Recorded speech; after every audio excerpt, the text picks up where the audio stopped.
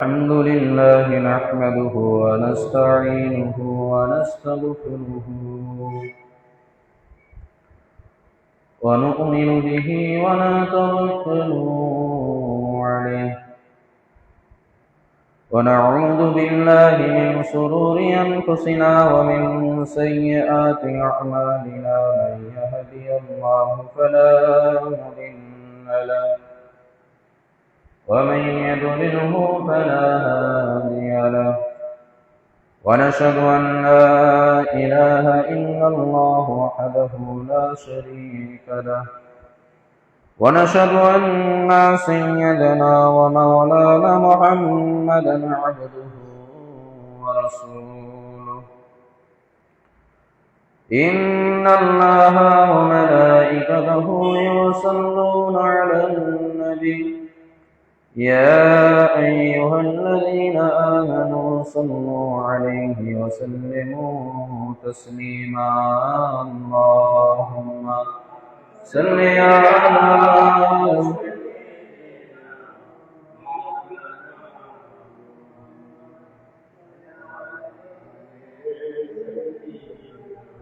مولانا محمد اللهم صل على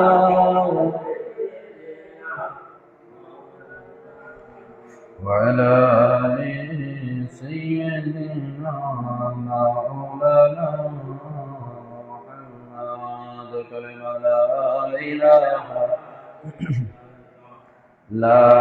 إله إلا الله لا إله إلا الله محمد رسول الله حسبي ربي جل الله ما في قلبي غير الله نور محمد صلى الله لا إله إلا الله মহান রব্বুল আলামিনের প্রতি লক্ষ কোটি শুকর ও পূজা যে রব্বুল আলামিন আল্লাহ পাক আল্লাহ তাআলা আমাদের প্রত্যেককে ভালোবেসে মহব্বত করে দুনিয়া বিকাশ থেকে ফারিক করে আজকের দিনে তানার ঘরে আসার তৌফিক দিয়েছেন। আমরা সকলে শুকরিয়া আদায় করি, মহব্বতের সাথে উচ্চ স্বরে বলেন আলহামদুলিল্লাহ। তারপরে সেই রসুলের প্রতি লক্ষ কোটি দরুদ ও সালাম, যে রসুলের উপর একবার দরুদ পাঠ করলে আল্লাহ পাক বান্দার 10টি গুনাহ মাফ করে দেন, বান্দাকে 10টি নেকি দান করেন, বান্দার উপর 10টি রহমত বর্ষিত করেন। সেই রসুলের উপর আমরা সকলে মহব্বতের সাথে দরুদ পড়ি সাল্লাল্লাহু আলাইহি ওয়াসাল্লাম।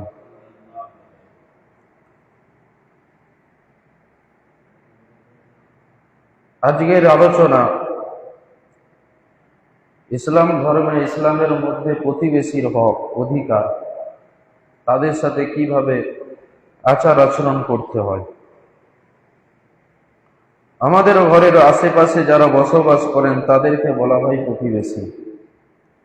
ইসলাম ধর্মের প্রতিবেশীদের অনেক অধিকার স্বীকৃতি হয়েছে। প্রতিটি মুসলমানের উপর একই দায়িত্ব যে তারা যেন তাদের প্রতিবেশীদের সঙ্গে সদাচরণ করে এবং দ্বীনি বা দুনিয়াবি দিক থেকে কোনো প্রয়োজনে তাদের সহযোগিতা করে। 1 নম্বরে কুরআন মাজিদে প্রতিবেশীর সঙ্গে সদ্য ব্যবহার করার নির্দেশ দেন। মহান আল্লাহ পাক আল্লাহ তাআলা সূরা আন-নিসার 36 নম্বর আয়াতে বলেন, ওয়া'বুদুল্লাহা ওয়া লা তুশরিকু বিহি শাইআ ওয়া বিল ওয়ালিদাইনি ইহসানাও ওয়া বিযিল কুরবা ওয়াল ইয়াতামা ওয়াল মাসাকিনি ওয়াল জারি জিল কুরবা ওয়াল জারিল জুনুবি ওয়াস সাহিবি বিজামবি ওয়া ইবনিস সাবিল। আল্লাহ পাক বলেন, তোমরা আল্লাহর ইবাদত করো এবং তার সঙ্গে কাউকে শরীক করো না।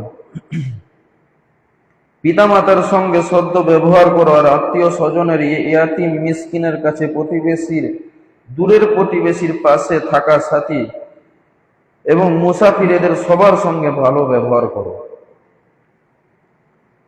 পাশে থাকা সাথী বলতে সেই ব্যক্তিকে বোঝানো হয়েছে যে সাময়িকভাবে সঙ্গী হয়েছে, যেমন শ্রমণের সময় পাশে বসেছে বা দাঁড়িয়েছে, অথবা কোনো আসরে বা লাইনের আপনার পাশে অবস্থান করেছে। এই সাময়িক সঙ্গীর প্রতি সদাচরণ করার নির্দেশ দেওয়া হয়েছে, বরং এর চেয়েও অধিকতর গুরুত্ব দিয়ে সকল মুসাফিরের সঙ্গে সদ্য ব্যবহার করার আদেশ দেওয়া হয়েছে, যদিও সে আপনার সঙ্গী বা পরিচিতি কেউ নাও হতে পারে। তারপরে আল্লাহ পাক বলেন প্রতিবেশী দ্বিতীয় নম্বর। প্রতিবেশী তিন প্রকার, আর সর্বাধিক অধিকার হয়েছে মুসলিম আত্মীয় প্রতিবেশীর। হাদিস শরীফে পিয়ারা রসুল ইরশাদ করেছেন, তিনি বলেন প্রতিবেশী তিন ধরনের হয়। প্রথম জন যে কেবল প্রতিবেশী, যে কেবল প্রতিবেশী। প্রতিবেশীর অর্থাৎ তার শুধু প্রতিবেশিত্বের অধিকার আছে, যেমন যদি কোনো অমুসলিম পাশের বাড়ি থাকে, দ্বিতীয় জন মুসলিম প্রতিবেশী, তার প্রতি দুইটি অধিকার বর্তায়। একটি ইসলামের শান্তিত্বের, অপরটি প্রতিবেশিত্বের। তৃতীয় জন যে প্রতিবেশী ও মুসলমানও এবং আত্মীয় স্বজনও, তার উপর তিনটি অধিকার: আত্মীয়তার, ইসলামের এবং প্রতিবেশিত্বের। সহিহ বুখারী শরীফের একটি হাদিসে এসেছেন, হযরত আয়েশা রাদিয়াল্লাহু তাআলা আনহা থেকে বর্ণিত, তিনি বলেন, কুলতু ইয়া রাসূলুল্লাহি ইন্না লি জারাইনি ফাইলা আইয়িহিমা উহদি ক্বাল ইলা আকরাবিহিমা মিনকি বাবা। তিনি বলেন, আমি একবার রাসূলুল্লাহ সাল্লাল্লাহু আলাইহি ওয়াসাল্লামকে জিজ্ঞাসা করলাম, হে আল্লাহর রাসূল, আমার দুইজন প্রতিবেশী রয়েছে, আমি কার কাছে উপহার পাঠাবো? যার রাসূলুল্লাহ সাল্লাল্লাহু আলাইহি ওয়াসাল্লাম আম্মা জান আয়েশাকে বলেন যে যার ঘরের দরজা তোমার দরজার কাছাকাছি।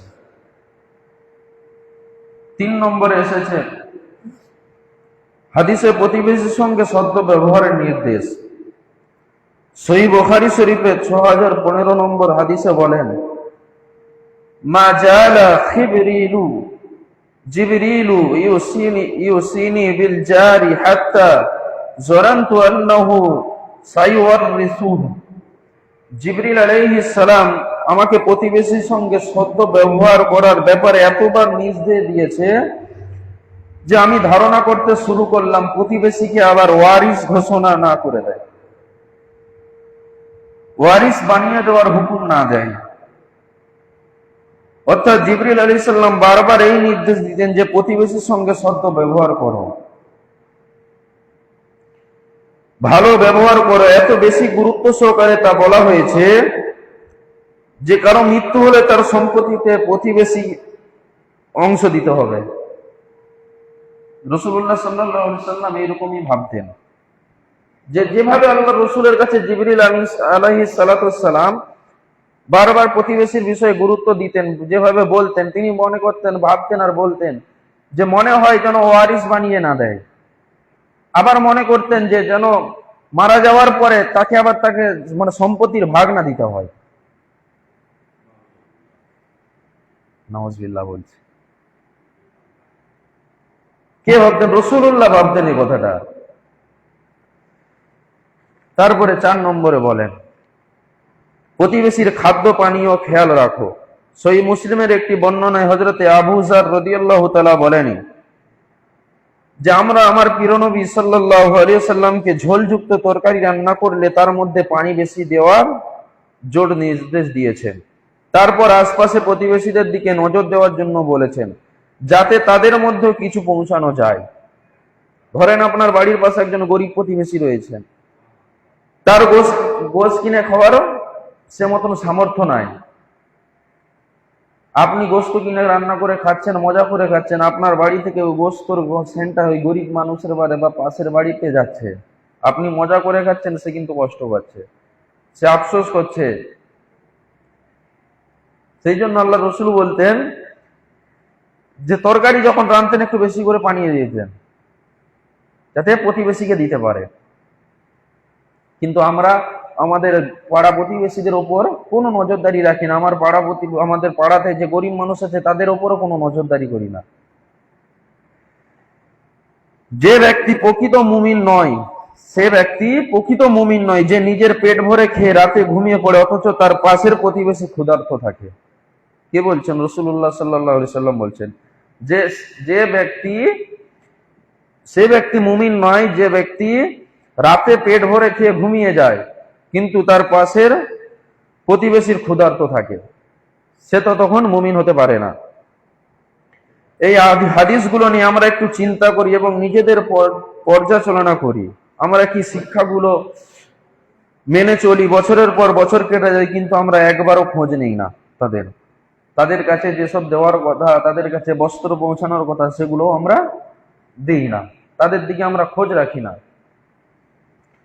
5 নম্বর, প্রতিবেশীর মুখে আমাদের জন্য এক আয়না। প্রতিবেশীর মুখ আমাদের জন্য এক আয়না। একজন ব্যক্তি নবীজি সাল্লাল্লাহু আলাইহি ওয়াসাল্লামকে জিজ্ঞেস করলেন, হে আল্লাহর রাসূল, আমি কিভাবে বুঝবো যে ভালো মানুষ না খারাপ? তিনি উত্তর দিলেন, যদি তোমার প্রতিবেশী বলে তুমি ভালো, তাহলে তুমি আল্লাহর কাছে ভালো। যদি তোমার প্রতিবেশী বলেন তুমি খারাপ, তাহলে তুমি আল্লাহর কাছে খারাপ। আপনার গ্রামবাসী যদি বলেন আপনি ভালো মানুষ, তাহলে আপনি আল্লাহর কাছে ভালো। আর যদি বলে না এ খারাপ মানুষ, তাহলে আল্লাহর কাছে খারাপ। আমি বলিনি, রাসূলুল্লাহ সাল্লাল্লাহু আলাইহি ওয়াসাল্লাম বলেছেন। আরেকটি হাদিসে বলেন যে আল্লাহর কাছে সেই প্রতিবেশী সর্বোত্তম যে তার প্রতিবেশীর জন্য সর্বোত্তম। আল্লাহর কাছে সেই ব্যক্তি সর্বোত্তম যে তার প্রতিবেশীর কাছে সর্বোত্তম। তাহলে এই হাদিসগুলো আমাদেরকে শেখায় প্রতিবেশীর মতামত আমাদের চরিত্রের সত্য প্রতিফলন, সমাজে আমাদের অবস্থান। শুধু আমাদের কথাই নয়, প্রতিবেশীদের দৃষ্টিতে আমাদের অবস্থান আমাদের প্রতি প্রাকৃতিক পরিচয়। 6 নম্বরে তিনি বলেন ঈমান যাচাইয়ের প্রাকৃতিক মানদণ্ড। সহিহ বুখারীর একটি হাদিসে বর্ণিত রয়েছে, রাসূলুল্লাহ সাল্লাল্লাহু আলাইহি ওয়াসাল্লাম ইরশাদ করেন, আল্লাহি লা ইউমিনু আল্লাহি লা ইউমিনু আল্লাহি লা ইউমিনু কি মান ইয়া রাসূলুল্লাহ ক্বাল আল্লাযীনা লা ইয়ামানু জারুহু বাওয়াইকা। তিনি 3 বার কসম করছেন যে আল্লাহর কসম সে ব্যক্তি মুমিন নয়, আল্লাহর কসম সে ব্যক্তি মুমিন নয়, আল্লাহর কসম সে ব্যক্তি মুমিন নয়। সাহাবারা জিজ্ঞেস করলেন যে ইয়া রাসূলুল্লাহ কে সে? তিনি বললেন সেই ব্যক্তি যার অনিষ্টে ও কষ্ট থেকে তার প্রতিবেশী নিরাপদ নয়। যার অনিষ্ট ও কষ্ট থেকে তার প্রতিবেশী নিরাপদ নয়, সে মুমিন নয়। আল্লাহ রাসূল 3 বার কসম করেছে, আল্লাহি, আল্লাহর কসম, আল্লাহর কসম, আল্লাহর কসম, আল্লাহি লা ইউমিনু আল্লাহি লা ইউমিনু। তিনি আল্লাহর কসম 3 বার করে বলছেন, যার সেই ব্যক্তি মুমিন নয় যার অনিষ্টতে কষ্ট থেকে তার প্রতিবেশী নিরাপদ নয়। যেমন আমাদের বাড়ির পিছনে ধরেন, বা আমাদের বাড়ির পিছনে ধরেন একটা বাড়ি রয়েছে, গরিব মানুষ, আপনি টাকাওয়ালা আছে, গরিব মানুষ, আপনি তার বাড়ির সামনে বাড়ি বানাচ্ছেন, সামনে থেকে তার বাড়িতে হাওয়া প্রবেশ করত, তার বিনা হুকুমে আপনি 2 তলা 5 তলা বিল্ডিং করতে পারবেন না, কারণ আপনি তার হাওয়া আটকাচ্ছেন, আল্লাহর নিয়ামত আটকাচ্ছেন তার কাছে।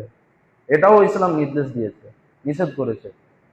কিন্তু আমরা গরিব মানুষ আছে, আমার পয়সা আছে, আমি 5 তলা করি, 5 তলা বিল্ডিং করে চারদিকে প্রাচীর দিয়ে ঘিরে তার বাড়িতে হাওয়া আটকিয়ে দিই, যাতে তার বাড়ি তার হাওয়া না যায়, এটা করি। কিন্তু শরীয়ত এটাকে মান্যতা দেয় না, শরীয়ত এটাকে নিষেধ দিয়েছে। অর্থাৎ যে ব্যক্তি তার প্রতিবেশীর সঙ্গে দুর্ব্যবহার করে কিংবা যার খারাপ আচরণের কারণে প্রতিবেশী সর্বদা ভীত স্তম্ভ থাকে, যে না জানি কখন কি করে বসে, এমন মানুষের সম্পর্কে রাসূলুল্লাহ সাল্লাল্লাহু আলাইহি ওয়াসাল্লাম 3 বার কসম করে বলেন, আল্লাহর কসম সে মুমিন নয়। তাহলে আমাদেরকে এই হাদিস থেকে বোঝায় যে সেইভাবে আমাদেরকে প্রতিবেশীর সাথে ব্যবহার করে থাকতে হবে, সেইভাবে থাকতে হবে যে ব্যবহারে আমাদের ব্যবহারে প্রতিবেশী না কষ্ট পায়। কারণ যদি আমাদের ব্যবহারে প্রতিবেশী কষ্ট পায়, আমরা মুমিন নয়, আমরা মুমিন হতে পারবো না। যার যেমন আল্লাহ আর সহিহ মুসলিমে এসেছেন, রাসূলুল্লাহ সাল্লাল্লাহু আলাইহি ওয়াসাল্লাম ইরশাদ করেন, লা ইয়াদখুলুল জান্নাতা মান লা ইয়ামানু জারুহু বাওয়াইকা, যার প্রতিবেশী তার কষ্ট ও যন্ত্রণা থেকে নিরাপদ নয়, সে ব্যক্তি প্রবেশ করবে না, সে ব্যক্তি জান্নাতে প্রবেশ করবে না। এই হাদিসগুলো আমাদের স্পষ্ট বুঝিয়ে দেয় যে প্রতিবেশী নিরাপত্তা, স্বস্তি ও শান্তি নিশ্চিন্ত করার শুধু সামাজিক দায়িত্ব নয়, বরং ইমানের অপরিহার্য শর্ত। যে তার প্রতিবেশী কষ্ট দেয়, আল্লাহর কাছে প্রকৃত মুমিন হিসাবে গৃহীত হয় না। 7 নম্বর, উপদেশ ও শিক্ষা ভরপুর দুটি ঘটনা। 1 নম্বর, হাদিসের কিতাবগুলোতে একটি ঘটনা উল্লেখ রয়েছেন। একবার কেউ রাসূলুল্লাহ সাল্লাল্লাহু আলাইহি সাল্লামকে এর কাছে বললেন, হে আল্লাহ রসুল, উমুক এক নারী 5 ওয়াক্ত সালাত পড়ে, রাত দিন ইবাদত করে, কিন্তু সারাদিন রোজা রাখে এবং প্রচুর পরিমাণে দান খায়রাত করে, কিন্তু সে তার প্রতিবেশীদেরকে তার জবাব কথাবার্তার দ্বারা কষ্ট দেয়। আল্লাহ রসুলের কথা শুনে বললেন, ওই মহিলা জাহান্নামী, ও জান্নাতে যাবে না। আবার আল্লাহ রসুলের কাছে বললেন যে, আল্লাহ ইয়া রাসূলুল্লাহ, একটি মহিলা আছে যে শুধু 5 ওয়াক্ত নামাজ পড়ে, রমজান মাসে রোজা রাখে, বাস এইটুকু কিছু ইবাদত করে, কিন্তু তার আচরণে, ব্যবহারে, কথাবার্তাতে তার প্রতিবেশী খুশি। আল্লাহ রসুল বললেন, ওই মহিলাটা জান্নাতি।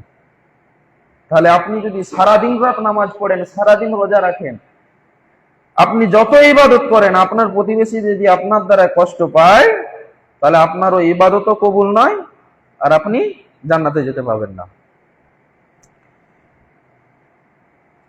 তারপরে আসেন 8 নম্বরে বলেন, হযরত আব্দুল্লাহ ইবনে ওমর রাদিয়াল্লাহু তাআলা, একজন অতি সম্মানিত সাহাবী, একবার তার ঘরে একটি ছাগল জবাই করা হয়। যখন তিনি ঘরে ফিরলেন, তখন দুবার জিজ্ঞেস করলেন, আমাদের যে ইহুদি প্রতিবেশী আছে তাকে কি গোশত উপহার পাঠানো হয়েছে? শুধু মুসলমান প্রতিবেশী নয়, আমাদের যে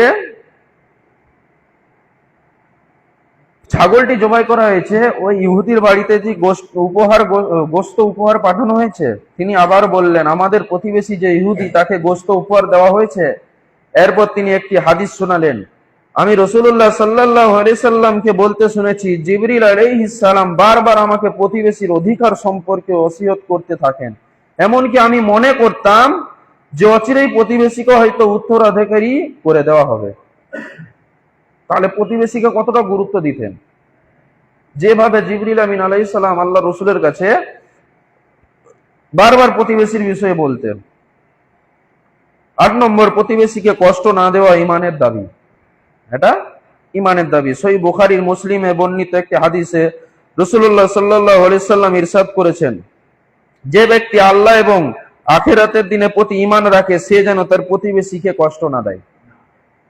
যে ব্যক্তি আল্লাহ ও আখিরাতের উপর ঈমান আনে, সে যেন তার প্রতিবেশীকে কষ্ট না দেয়। যে ব্যক্তি আল্লাহর ও আখিরাতের দিনের প্রতি ঈমান রেখেছে, সে যেন তার মেহমানের সম্মান করে। তার যে ব্যক্তি আল্লাহর আখিরাতের দিনের প্রতি ঈমান রাখে, সে যেন ভালো কথা বলে অথবা চুপ থাকে। এই হাদিস স্পষ্ট করে জানিয়ে দেয়, প্রতিবেশীর সঙ্গে সদ্য ব্যবহার ও কষ্ট না দেওয়া, মেহমানের সম্মান করা এবং ভাষায় সংযম এবং প্রকৃত ঈমানদারের বৈশিষ্ট্য। আপনি তখনই ঈমানদার হবেন যখন আপনার দ্বারা আপনার প্রতিবেশী খুশি থাকবে। কিন্তু আমাদের দ্বারা আমাদের পশি গাল খায়, আমাদের দ্বারা প্রতিবেশী মার খায়, আমরা প্রতিবেশীদের উপর হিংসা করি। একটা কথা বলবেন, আপনার হিংসা আমার জয়। কেমন? আমার জয়টা কেমন? হিংসা আপনাকে নষ্ট করে দেয় আর আমাকে জিতিয়ে দেয়। আপনি হিংসা করছেন, আমিও নামাজ পড়ছি, আপনিও নামাজ পড়ছেন, আপনি আমার উপর হিংসা করছেন, আপনার ইবাদত গুলো নষ্ট হচ্ছে, আমার ইবাদত গুলো আল্লাহর কাছে কবুল হচ্ছে। কারণ আমি তো হিংসা করি না, আপনি হিংসা করেন, আপনি অহংকারী করেন। আরো একটি আছে, যে ব্যক্তি, যেমন আমরা ইমানদার ভাই, পাড়া প্রতিবেশীর কথা ছাড়েন না, আমাদের এখন ফ্যামিলিতে বা ঘরে সদাচারে দেখা যায় যে আমাদের মধ্যে ভাই ভাইয়ের সম্পর্ক নাই। হাদিস শরীফের মধ্যে এসেছে যে 3 দিনের বেশি যদি কথা বলা বন্ধ করে দেয়, সে মুমিন নয়, সে মুসলমান আর থাকে না, সে ঈমান থেকে, মানে মুসলিম ধর্ম থেকে ইসলাম ধর্ম থেকে বেরিয়ে যায়। তাহলে ভাবে কিন্তু আমরা বছরের পর বছর কেটে যাচ্ছে, আমাদের কোনো হুঁশ থাকে না। আমরা ভাই ভাই সম্পর্ক রাখি না, ভাই বোনের সম্পর্ক রাখি না, আমরা আত্মীয়তা ছিন্ন করে দেই, প্রতিবেশী তো দূরের কথা। তাহলে আমাদেরকে শুধু প্রতিবেশীদের দিকে দেখলে হয় না, আপনার ভাই আপনার বোনের সঙ্গে আপনাকে সেইভাবে সম্পর্ক রাখতে হবে। যদি আপনি না রাখেন, আপনি মুমিন হতে পারবেন না, আপনি কোনোদিন জান্নাতে প্রবেশ করতে পারবেন। এটা আমার কথা নয়, রসুলের কথা। তিনি বলেছেন যে যারা আত্মীয়তা ছিন্নকারী তারা কোনোদিন জান্নাতে প্রবেশ করবে না। কিন্তু আমরা তো ভাইয়ের সাথে সম্পর্ক রাখি না, বোনের সাথে সম্পর্ক রাখি না, তারপরে দূরে তো পাড়া প্রতিবেশী আছে। তারপরে 9 নম্বরে আসেন, একবার রাসূলুল্লাহ সাল্লাল্লাহু আলাইহি সাল্লাম সাহাবীদেরকে জিজ্ঞেস করলেন, ব্যভিচার জিনা সম্পর্কে তোমাদের মত কি? সাহাবারা বললেন, এটি হারাম, আল্লাহ ও তার রাসূল এটি হারাম করেছেন। নবীজি সাল্লাল্লাহু আলাইহি সাল্লাম বলেন, তবে প্রতিবেশীর স্ত্রীর সঙ্গে ব্যভিচার করা 10 জন নারীর সঙ্গে ব্যভিচার করার চেয়েও মারাত্মক অপরাধ। যেমন আমরা বিবাহিত যারা আছি, যারা বিবাহিত করে ফেলে, বিবাহ করার পরেও দেখবেন তারা হারাম সম্পর্কে লিপ্ত থাকে, জেনার কাজে লিপ্ত থাকে। শুধু ছেলে নয়, মেয়েরাও থাকে। হাতে মোবাইল আছে, ফেসবুক আছে, ইনস্টাগ্রাম আছে, হাই হ্যালো, বাস। এই কদিন আগে একজন বলছিল, সম্ভবত আপনাদের এই আশপাশেই গ্রাম, এই দাড়িপাড়ার ওই দিকটা, মানে ভিতরে নয়, ওই ও পাশে রোড সাইডের দিকে, স্ত্রী একটা অন্য ছেলের সাথে পালিয়ে গেছে। কদিন আগে যেমন একটা নিউজে দেখছিলাম, বাংলাদেশে কুয়েতে তার স্বামী কাজ করে, একটা ছোট বাচ্চা আছে, সে মেয়ে অন্য ছেলের সঙ্গে পার্কে বাচ্চাকে ঘরে রেখে এসে আসে, তার স্বামী না জানিয়ে হঠাৎ কুয়েত থেকে এসে পার্কে দেখে না তার স্ত্রী অন্য ছেলের সঙ্গে ঘুরছে। আমাদের সমাজে যেভাবে জেনা ব্যভিচার বেড়ে গেছে বলে বোঝানো যাবে না। রাসূলুল্লাহ কি বলেছেন, যে সাহাবীদেরকে জিজ্ঞেস করলেন, ব্যভিচারের জিনা সম্পর্কে তোমাদের মতামত কি? সাহাবারা বলেন, এটি হারাম, আল্লাহ ও তার রাসূল এটি হারাম করেছেন। নবীজি সাল্লাল্লাহু আলাইহি সাল্লাম বললেন যে তবে প্রতিবেশী স্ত্রীর সঙ্গে ব্যভিচার করা 10 জন নারীর চেয়েও মারাত্মক। কিন্তু আমাদের ঘরে ঘরে ছেলে কেন মেয়ে কেন, বিবাহিত হোক আর না বিবাহিত হোক, প্রত্যেকে জেনার কাজে লিপ্ত, প্রত্যেকে জেনার কাজে লিপ্ত। কিন্তু যেসব ছেলেরা বিবাহের পরে আবার জেনার কাজে লিপ্ত থাকে, ব্যভিচারে লিপ্ত থাকে, তাদের আযাব ভয়াবহ আছে, তাদের আযাব ভয়াবহ কথা বলা হয়েছে। তবে এই নয় যে যারা না বিবাহিত নয়, যারা বালক, যারা যুবক এখনো বিবাহ করেনি, তারাও জেনার কাজে লিপ্ত হবে, এটুকু বলেনি। সবাই জন্য হারাম। কিন্তু আমরা আজকে যে আমাদের ঘরের ছেলে মেয়েরা সবাই জানাতে লিপ্ত। আমাদের ঘরে মেয়েরা স্কুল যাচ্ছে না, কোথায় যাচ্ছে আমাদের কোনো খোঁজ নাই। আমাদের ঘরে ছেলে মেয়েরা কলেজে যাচ্ছে না পার্কে ঘুরতে যাচ্ছে ছেলের সাথে, আমাদের কোনো খোঁজ নাই। আমরা এটুকু জানি, আমার মেয়ে 9টার সময়, সকাল 9টা 10টার সময় বেরিয়ে যাচ্ছে, ড্রেস পরে, মানে স্কুল যাচ্ছে, কলেজে যাচ্ছে। কিন্তু ওই মেয়েটা, ওই ছেলেটা প্রকৃত কলেজে যাচ্ছে না স্কুলে যাচ্ছে আপনি জানেননি, ওই মেয়েটাই ভালো জানে, আর আল্লাহ ভালো জানে। কারণ আমি তো হলদিয়ায় থাকি, আমি দেখি স্কুল ড্রেস পরে রাস্তায় ছেলের হাত ধরে ঘুরে, পার্কে ঘুরে। আমার ঘরের পাশেই 5 মিনিট আগালেই পার্ক, ইকো পার্ক, তার পাশে আরো একটা পার্ক। পার্ক গুলো এমন হয়ে গেছে যে ফ্যামিলি খেলে আপনি ঘুরতে যাবেন তো ঘুরতে যেতে পারবেন না, কারণ সেখানে ঢুকলেই আপনার লজ্জা লাগবে। মানে সবসময় মনে হবে যেন নিচে মুখ করে চলি, যে পাশে যেগুলো পার্কে সাজিয়েছে সেগুলো দেখার সুযোগ পাবেন। এতটা জঘন্য করে দিয়েছে মেয়েগুলো, ছেলেগুলো পার্কে বসে বসে জেনা ব্যভিচার। তাহলে ভাবেন আমাদের ঘরে ছেলে মেয়েরা কোথায়? কিন্তু আমাদের এদিকে হুঁশ নাই। ওই যে সরকার থেকে 10,000 12,000 দিয়েছে, মেয়ের হাতে মোবাইল তুলে দিচ্ছে, অনলাইনে ক্লাস।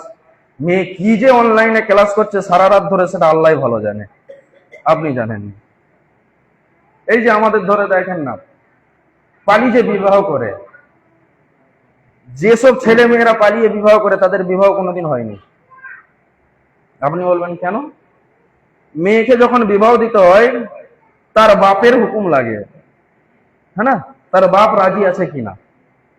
ধরেন মেয়ে পছন্দ করেছে, হ্যাঁ আপনার মেয়ে যাকে পছন্দ করেন বা আপনার মেয়েকে যদি কোনো ছেলে পছন্দ করে, আপনাকে যদি বিবাহ রিশতা দেয় সেটা ভিন্ন।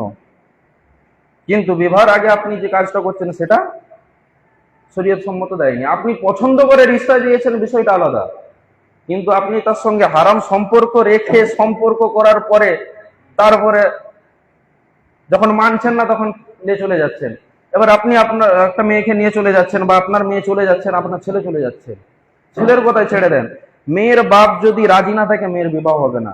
যতদিন মেয়ের বাপ মার কথা ছাড়েন, মার বিষয় বলা নেই, বাপ যদি না মানে ততদিন ওই ছেলে ওই মেয়ে জেনার গুনাহ করতে থাকবে। যদি বাপ মেনে নেয় তারপরে নতুন করে তাকে আবার বিবাহ করাতে হবে। যদি 5-6 বালের বাপও হয়ে যায় আবার বিবাহ দিতে হবে। আর যে বাচ্চাটা হয়েছে সেগুলো অবৈধ বাচ্চা। তাহলে ভাবেন কত বড় বড় মারাত্মক গুনাহ, কিন্তু আমাদের এদিকে হুঁশ নাই। যদি বাপ না থাকে তার যদি বড় ভাই থাকে, যদি ভাইও না থাকে তার চাচা, তাহলে আমাদের ঘরে এইগুলোই রেগুলার হচ্ছে, পালিয়ে বিবাহ। কিন্তু ইসলাম এটাকে সমর্থ দেয়নি। হ্যাঁ, আপনার মেয়ের যদি বিবাহ দেন, সর্বপ্রথম আপনি আপনার মেয়েকে জিজ্ঞাসা করবেন যে অমুক ছেলেকে কি আপনার পছন্দ। যদি আপনার মেয়ে না বলে আপনি সেখানে জোর খাটাতে পারবেন না। কারণ আল্লাহর রসুল যখন ফাতেমাকে বিবাহ দেয়, আল্লাহর রসুল বারবার ফাতেমাকে জিজ্ঞাসা করতেন অমুক ছেলে কে তোমার পছন্দ। ফাতেমা কেঁদে ফেলতেন। যখনই কেঁদে ফেলতেন আল্লাহ রসুল বুঝতেন যে ফাতেমার এটা পছন্দ হয়নি। যখন আলীর কথা বলা হয়, ফাতেমা হেসে লজ্জায় চলে যায়, তখন আল্লাহ রসুল বুঝতে পারেন যে ফাতেমা এখানে রাজি। তাহলে এইভাবে আপনার মেয়ের কাছ থেকে আপনাকে জানতে হবে। এই নয় যে আপনি আপনার মতন মেয়েকে মানুষ করে দিয়েছেন, আপনার পছন্দ আপনার ছেলেকে বিবাহ দিয়ে দেবে, এটা নয়। দেখ, আমি ওদিকে যাচ্ছি না, যে কথা বলছিলাম। এরপরে তিনি চুরি সম্পর্কে জিজ্ঞাসা করলেন যে চুরি কেমন। সাহাবারা বললেন, ঘরে চুরি করা অন্য 10টি ঘরে চুরি করার চেয়েও গুরুত্ব অপরাধ। ঘরে চুরি করার থেকে, অন্যের ঘরে চুরি করার থেকে 10টি অপরাধ।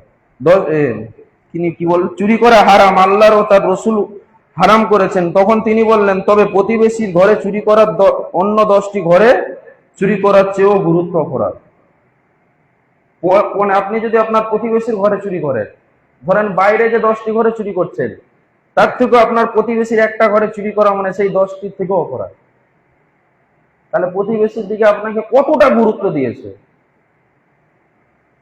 এই জন্য রাসূলুল্লাহ সাল্লাল্লাহু আলাইহি সাল্লাম সাধারণ জিনা ও চুরির তুলনায় প্রতিবেশীর সঙ্গে এই ধরনের অন্যায়কে অনেক বেশি ভয়াবহ গুরুত্ব অপরাধ হিসেবে চিহ্নিত করেছেন। 10 নম্বর, রাসূলুল্লাহ সাল্লাল্লাহু আলাইহি সাল্লাম হাদিসে প্রতিবেশীর কিছু অধিকার সুস্পষ্টভাবে উল্লেখ করেছেন। তিনি বলেন, এক সাহাবীকে জিজ্ঞেস করলেন, হে আল্লাহর রাসূল, আমার উপর আমার প্রতিবেশীর কি কি অধিকার রয়েছে? রাসূলুল্লাহ সাল্লাল্লাহু আলাইহি সাল্লাম ইরশাদ করে বলেন, যদি সে অসুস্থ হয়ে পড়ে তবে তার সেবা করতে যাও। যদি আপনার প্রতিবেশী অসুস্থ হয়ে যায় আপনি তার সেবা করতে যাও। যদি সে মারা যায় তবে তার জানাজায় অংশগ্রহণ করো। যদি সে ঋণ চায় তবে তাকে ঋণ দাও। যদি তার কোনো দোষ দেখো তবে তা গোপন রাখো। ধরেন আপনি আপনার প্রতিবেশীর কোনো দোষ দেখেছেন, সেটাকে আপনাকে গোপন রাখতে হবে। এই নয় যে পুরো 5 জনকে গোটা গ্রাম করে মারবে, এ অধিকার দেয় না। কারো আয়েব তালাশ করা শরীয়তে নিষেধ করেছেন। যদি আপনি দুনিয়াতে মানুষের আয়েব তালাশ করেন, আল্লাহ পাক আপনার আয়েব তালাশ করে দেবেন। যদি তার কোনো ভালো কিছু ঘটে তবে তাকে শুভেচ্ছা ও অভিনন্দন জানাও। যদি সে কোনো বিপদে পড়ে তবে তার প্রতি সহমর্মিতা প্রকাশ করো, তার পাশে যে দাঁড়াও। তাহলে সে যদি আপনার কাছে ঋণ চায় আপনি তাকে ঋণ দেন, এই নয় যে সুদের উপর। ধরেন আপনাকে বলেছেন আমি 2 মাস পর দেবো, 2 মাস পর দিতে পারছেন না, তাকে আরো মাসখানেক টাইম দেন। কারণ সে গরিব মানুষ, তাকে সেই টাকাটা জোগাড় করতে অনেক সময় লাগে।